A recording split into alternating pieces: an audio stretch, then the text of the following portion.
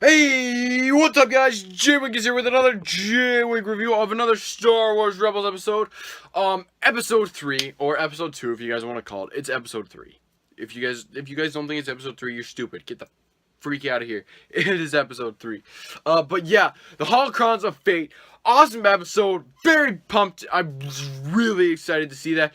And it left me with a lot of questions, a lot of speculation, and wanting to see a lot more Maul. You know, it was very cool. I really did love this episode. It was very interesting to see, like, you know, what's gonna happen now. You know, so let's talk about this episode. So it starts out with you know everything.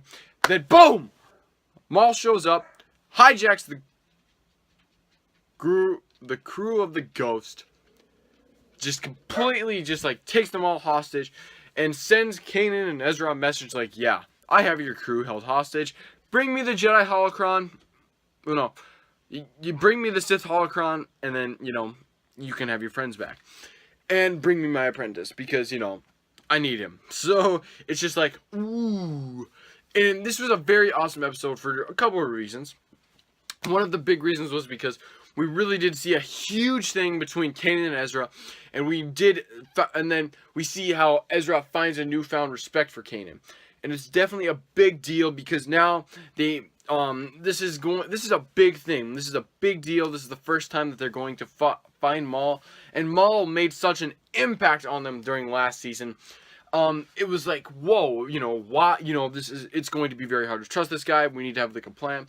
And, you know, we see Ezra and Kanan really have this bickering fest, and it really does remind me of Anakin and Obi-Wan, you know, and I think that's kind of a big thing that's overarching, is that Kanan is Obi-Wan and Anakin is Ezra, and, you know, such and such.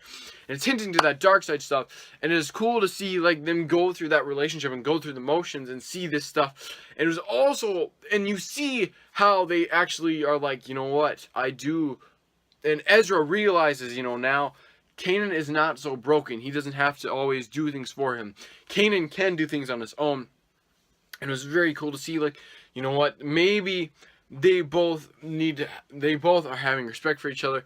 That's all that they need. They don't need to be like, oh, okay, I'm going to hold you. You're frail like glass. You can't break. You're just, you know, it's completely established well. And I think I really did love that relationship. And I like to see that thing grow. And it was very cool for them to go and get the Sith Holocron from the catacombs of the Spider-Bucks. But yeah, and then when they finally get to Maul, and, well, it was very cool to see Maul really interact with the rest of the Ghost crew, because that is something we definitely heavily lacked last season, because he never really interacted with those characters. And it was very cool to see him really interact with Hera, because that's when he finally brings out the reference to the Kanan the Last Padawan, or Anu Dawn. His name is Caleb Doom. And that was really cool to see, like, oh, how did he find this out? This huge mystery that nobody except for Hera actually probably only she's the only one that probably knows that he was Caleb Doom at a time, and it's really just like mind-blowingly awesome. And it's just like, whoa, what is gonna happen next? And it was really cool to see that, and I really loved that interaction with him. And I loved when he had to go into that room, when Kanan's room, and he was just like, yeah, this is a room like a Jedi, you know, because there's a lot of funny moments like that. But yeah, and I really did like when he just was like, you know, he went into that room to find the, sorry guys, the Jedi Holocron, you know, and it was really cool to kind of see him kind of sense that, and then he just, boom, finds it. So then Kanan and Ezra finally get, after they talk to Bendu and get the Sith Holocron back, they go to Maul, and then boom, he's like, yeah, oh, okay, I'll take you to your friends. And then boom, Kanan is outside in an airlock, freezing to death, but then he gets back in, and Maul and Ezra combine the Sith Holocrons, and supposedly the Sith Holocrons was supposed to show, like, what they wanted to see, or what, you know, their most desire was, and it leaves a whole lot of speculation, like, what is gonna happen?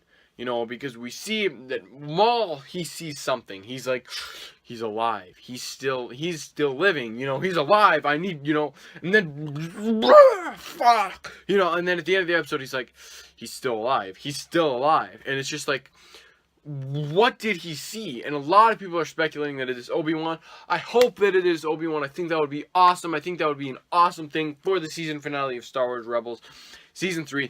That would really be an awesome thing, I think, in my opinion, to really beat Season 2's season finale. Be like, yeah, we're gonna have Obi-Wan and Maul fight in season finale. So yeah, that's also gonna be another big thing that was left unconcluded, you know. And this has been like a big thing about 23 years in the making, or no, 33 years in the making, because it was about just 10 years from episode 1 to 2. It was 3 years from episode 2, well, 3 to 2 to 3. So there's 13 years there. There's about 18, it's 18 years, so about 30 years, I'd say, or 31 or something along them lines. And it's just like, how awesome would that be to see Maul and Obi-Wan fight? And I think it would be cool to see Ian McGregor reprise his role, but I think James Arnold Taylor would be very cool and would stick. It would be better for him to stick with the TV show one, and then Ian McGregor can be the live action one. But so to speak more, and then what Ezra saw, he saw twin sons. So that is a big thing. Like, is it actually the twin sons of Tatooine? Is it something else? Is it actually twin sons? You know, maybe he saw Luke and Leia, and maybe he's like, oh, twin sons. You know, they're two children.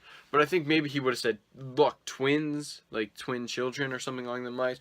Either way, that's the key to destroying the Sith, is either on Tatooine or it's both of them. So other than that, so yeah, that's about it, guys. This episode was freaking awesome. Definitely 5 out of 5 winks. And yeah, guys, that's about it. I'm J-Wink, and I'm winking out. See you guys later.